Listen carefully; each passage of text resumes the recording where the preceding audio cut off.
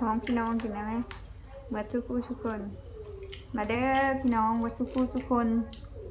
กินข้าวแรงนำกันมื้อนี้เขาได้ลาบงัวมื้อนี้นะ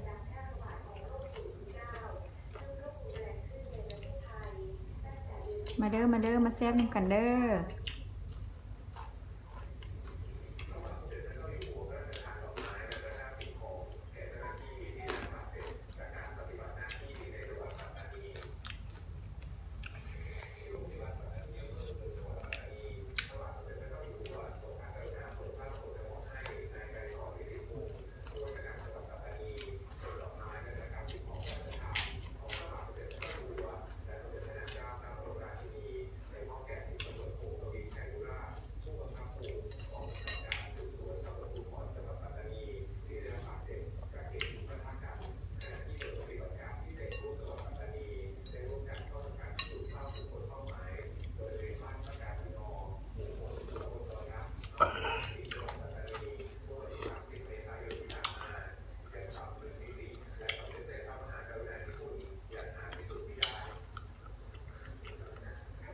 เผ็ดครับ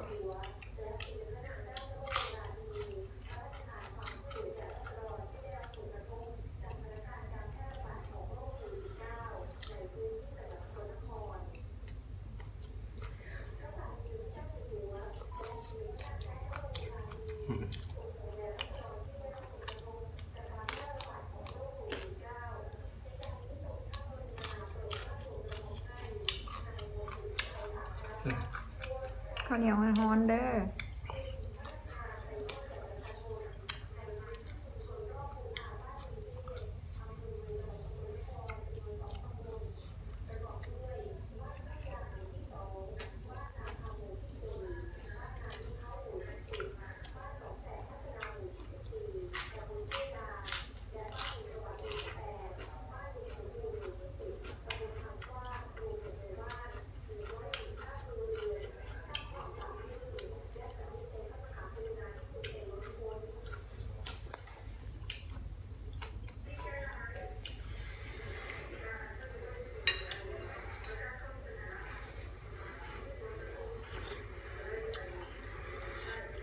เผ็ดฮอน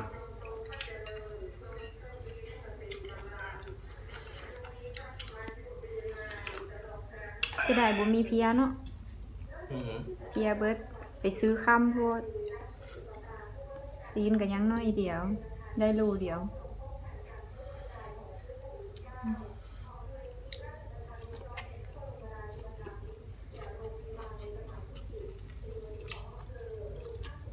ผักกะเพรามีส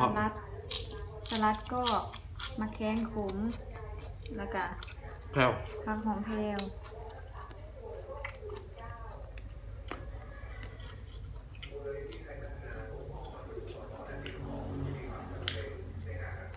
เอาตัวคำใหญ่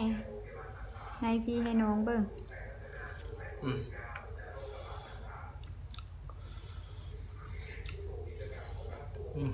โฟกัสกันโอเค